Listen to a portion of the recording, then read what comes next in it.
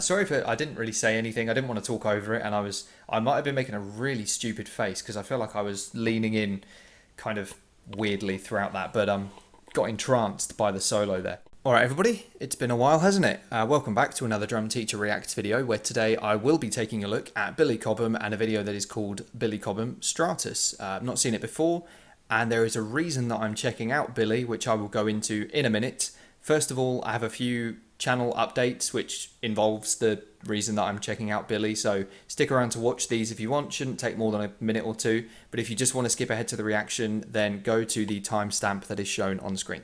For those of you still here, the first thing I want to say really is thanks very much. So over the last 28 days, the channel has gained almost 2,000 subscribers, which is easily the biggest jump within that 28 YouTube analytic window that I've ever had, so thank you. I think most of you have either come from the Ramadan video, which was the drummer for Burger Kill. That did well, so thank you to my Indonesian friends. And also the Buddy Rich video, which I uploaded a couple of months ago. So that, yeah, it got picked up by the YouTube algorithm. It went from 10,000 to like 150,000 views in the space of 2 or 3 weeks. Don't know why, but if you're here because of that, then thanks very much for sticking around, I guess. And yeah, a lot of the comments on that video, a lot of the newer comments have been, you should check out Billy Cobham. He's another drummer that's not from like my era, who I may have missed. And you're absolutely right. Any of you who said Billy Cobham is a drummer that you need to look into, that he is someone that I am aware of. I've seen his Drumeo videos, but I've never really gone too big on him. I've not checked out his earlier work, so hence doing that today. And the final channel update is that I've made an Instagram. So for the last few months, at the start of all my videos, I've pretty much consistently said follow me on Twitter at MDN Drums, and no one bothered to do it, so thanks very much. I've only got 40 followers still, but that's fine.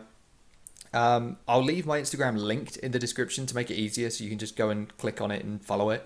I've never had Instagram before, and I didn't realise until making it that it is a huge, huge social network. I knew it was big, but I didn't realise it was that big. Do you know what I mean? Do you know what I mean? So yeah, there's people who will have a few thousand followers on Twitter and YouTube who will have like 100k on Instagram.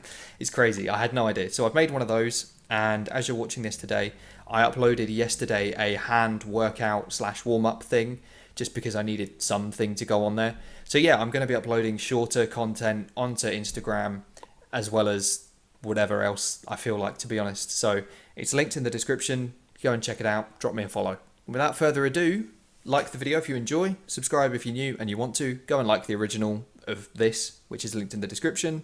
Take it away. Billy Cobham and band, apparently. Okay.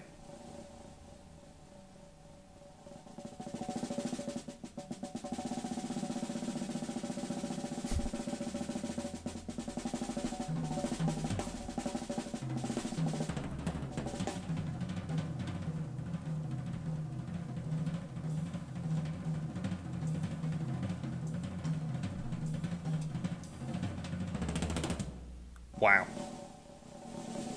That is some coordination.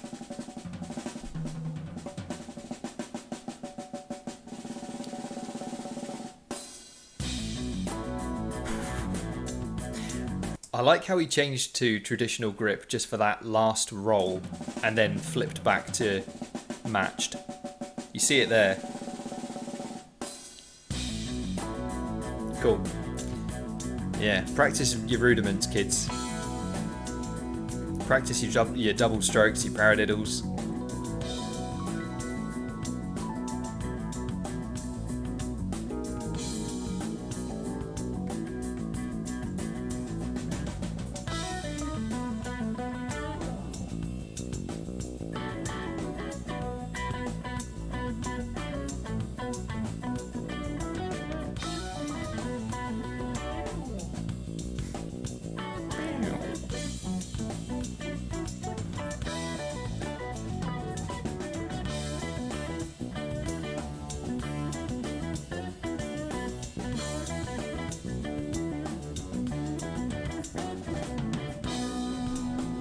Very groovy song. I like it.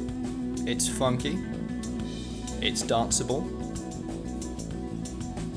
I mean, I can't dance, but it's not the point.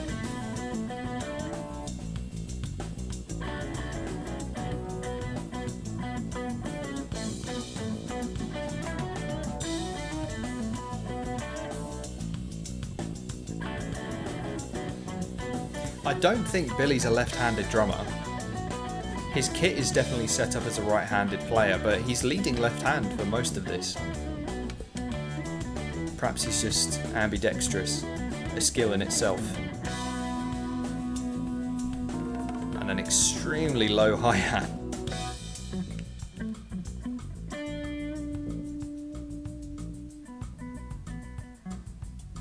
Okay, solo time. Take it away, guitar man.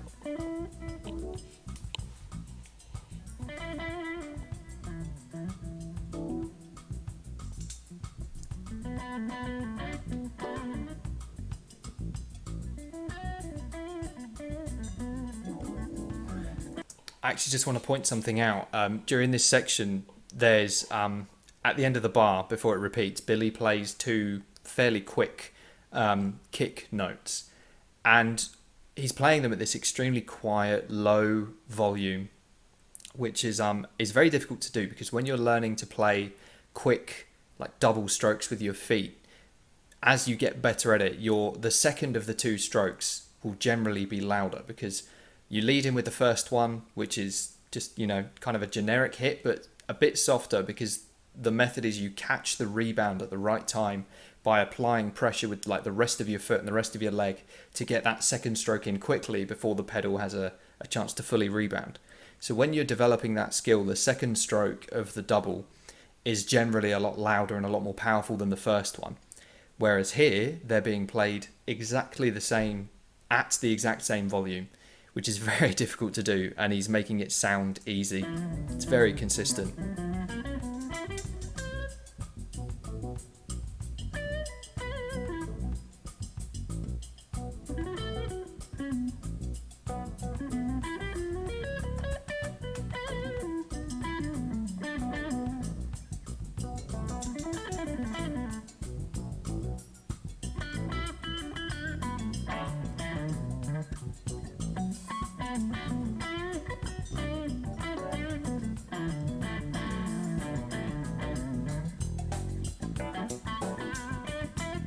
Alright, building up the groove.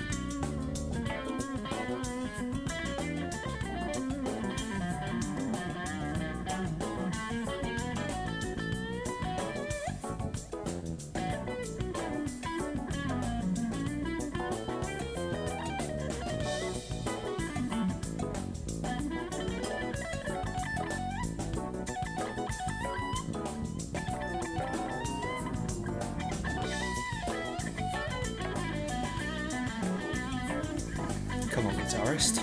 That's enough. I'm just kidding. He's clearly very good. I just want a bit more Billy.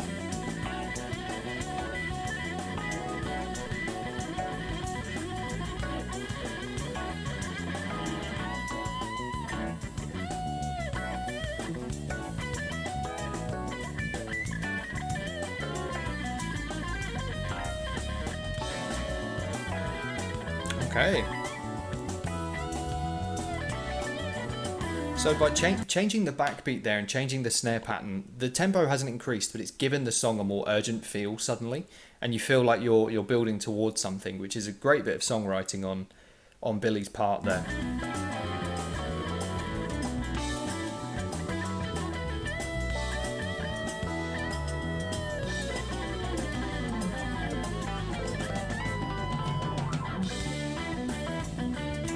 Cool.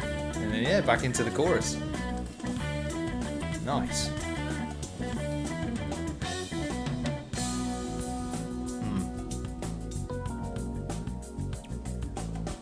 So much control and precision. Are we about to have a keyboard solo? I think we are. Yeah, okay. I hope it's going to be Billy's turn in a minute.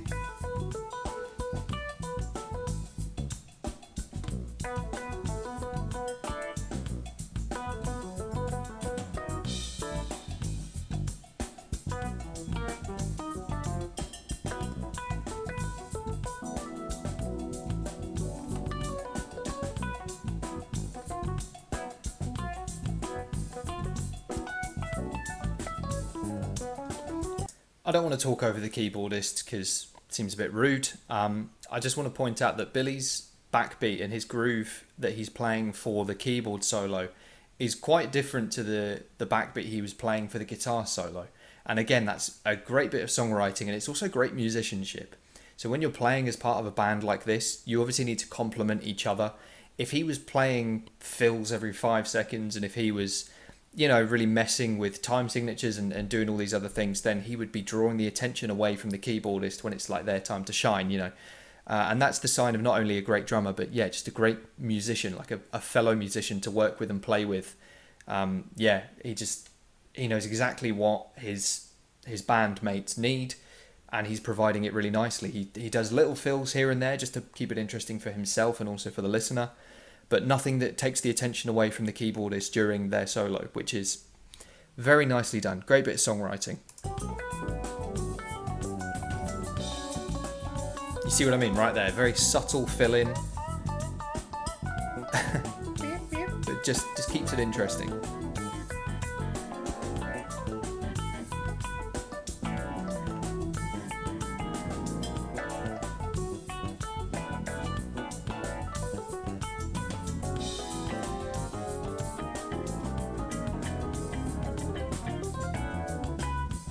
Oh, look at that Muller technique. That's incredible. His left hand there. That incredible pumping motion. That was... Oh, let's watch that again.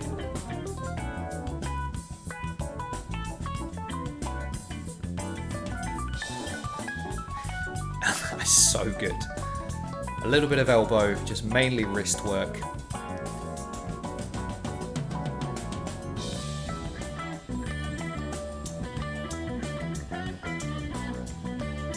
Cool. Back to the chorus. Do we have time for a drum solo? We do. Okay. I really hope it's drum solo time and not, no offense to the bassist, but I don't really want a bass solo.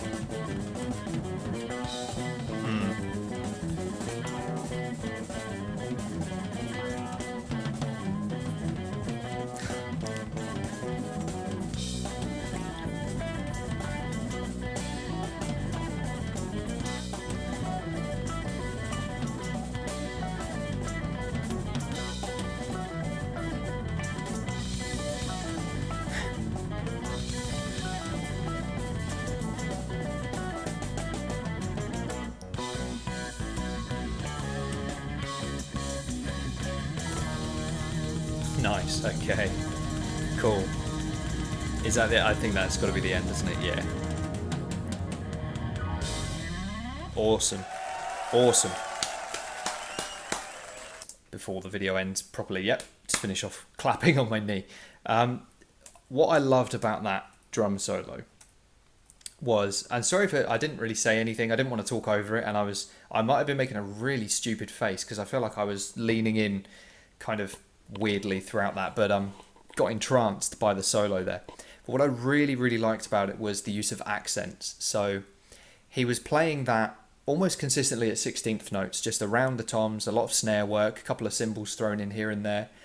But his use of accents combined with accents on the kick, not just his hands, made the solo not feel like it was just 16th notes, which it wasn't. I'm not reducing it to the fact that it was just 16th notes, because it wasn't. There were times when he was doing triplets and things like that.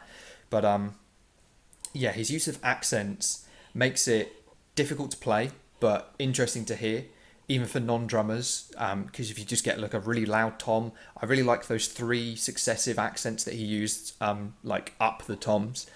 It just makes it interesting for the listener, right? And it's a more interesting piece of music, it's a more complex piece of music, and it just really jumped out at me as when you see other drummers who play other styles of music do drum solos that might just be 16th notes continuously, say like death metal drummers. Not a slight against them at all, because playing at one volume suits death metal, or it suits metal in general. So if you see drummers doing 16th note rolls just constantly as part of their solo. It's because it suits the style of music, right? Excuse me. Whereas this, if he was doing just a monodynamic, endless rolls and occasional crashes and things, it wouldn't suit the style of song. It wouldn't suit the setting, the audience. It would just be a bit wrong. And his use of dynamics and speed combined musically just made for like a chef's kiss solo. And what a way to finish the song, honestly. Great musicianship, great songwriting, phenomenal drumming. Practice those rudiments. Me too, I know. Yeah, what's not to like? Billy Cobham, well played, sir. Excellent. Leave your suggestions in the comment section below for people you want me to check out in the future. Leave a like if you haven't yet and you're still here. Go for it, the button's right there. And yeah, hope you're all safe and well, and I'll see you in the next video.